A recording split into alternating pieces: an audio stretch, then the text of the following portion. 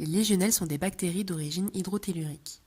Elles sont présentes à l'état naturel dans les eaux douces comme des lacs, les rivières et les sols humides. La Legionella pneumofolia reste l'espèce la plus importante en pathologie humaine et elle est responsable de 90% des légionelloses.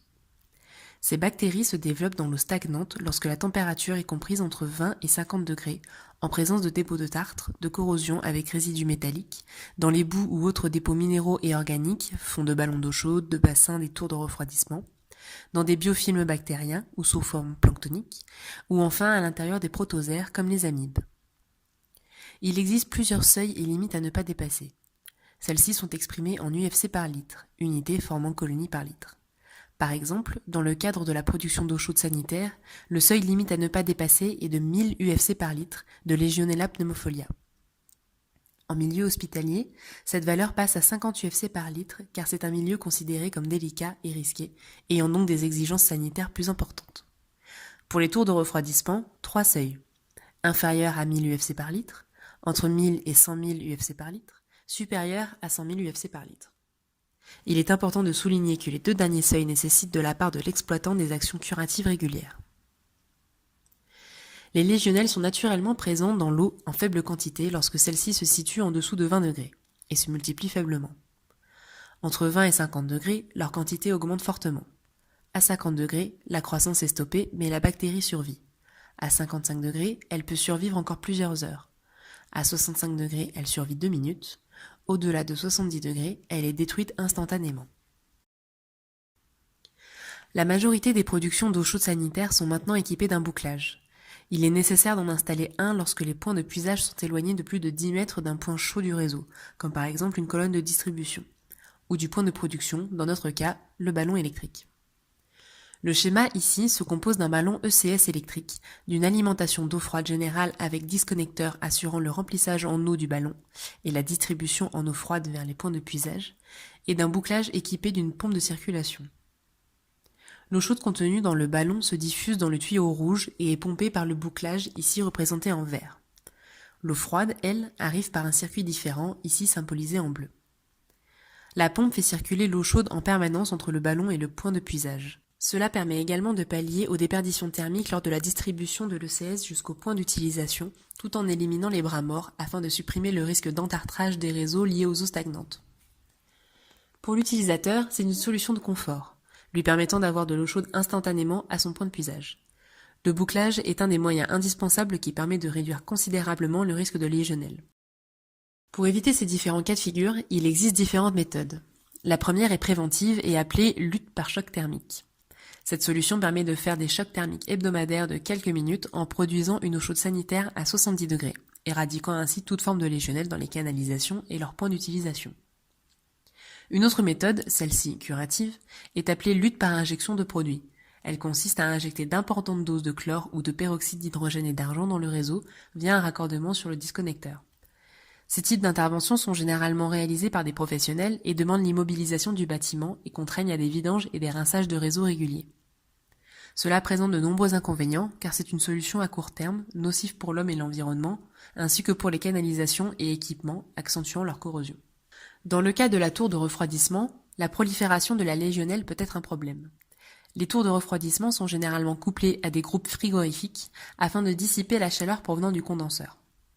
Il en existe deux types. Prenons le cas de la tour de refroidissement en système fermé. Sur le schéma, nous voyons la partie groupe froid qui est composée d'un compresseur, d'un condenseur, d'un détenteur et d'un évaporateur.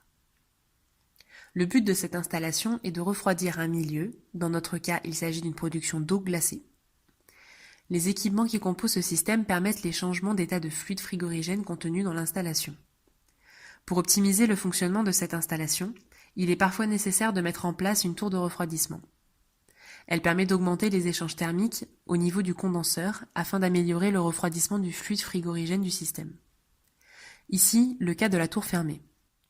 Le circuit provenant du condenseur et équipé d'une pompe passe à l'intérieur de la tour. Celui-ci est équipé d'un échangeur servant de surface de ruissellement où circule l'eau présente dans le bac. Ce bac, situé dans la TDR, contient la quantité d'eau nécessaire au refroidissement de l'échangeur. Celle-ci ruisselle sur les tubes de l'échangeur par des buses en partie haute de la tour. Pour accélérer le phénomène de refroidissement, un ventilateur fait circuler de l'air dans la tour. La vitesse de l'air sur les ailettes de l'échangeur crée une convection forcée permettant de capter les calories du circuit secondaire plus rapidement. Contrairement à la tour fermée, la tour ouverte utilise un circuit ouvert sans échangeur provenant du condenseur.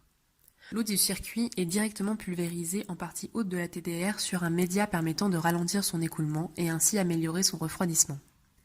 L'eau est ensuite récupérée par le bac de rétention.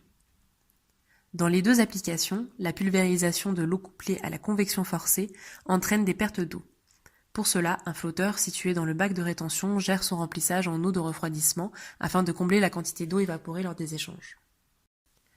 Le panache émis par la tour peut véhiculer des légionnelles si le mauvais entretien et la stagnation d'eau en a favorisé la prolifération. Il convient tout d'abord d'éviter la formation de tartres propices au développement de la bactérie en injectant des inhibiteurs chimiques adaptés à la qualité de l'eau spécifique du site, voire d'utiliser également un pré-traitement par adoucisseur pour des eaux de dureté élevée. On injecte ensuite un traitement bactéricide. Le meilleur résultat pratique est obtenu par l'utilisation combinée de deux principes actifs de biocides, oxydants et organiques, ou d'un biocide et d'un biodispersant. Dans le cas d'un mauvais entretien de l'installation, la bactérie se développe dans l'eau stagnante jusqu'à se retrouver dans la vapeur d'eau. Elles peuvent ainsi être transportées loin du point de production, dont elles sont issues à l'origine. Des lieux situés à environ 2 à 3 km peuvent être contaminés par les légionnelles présentes dans l'air. La Legionella entraîne deux maladies.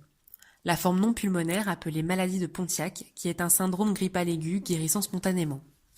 Et la légionnellose, sa forme pulmonaire, qui est une infection respiratoire grave pouvant entraîner la mort.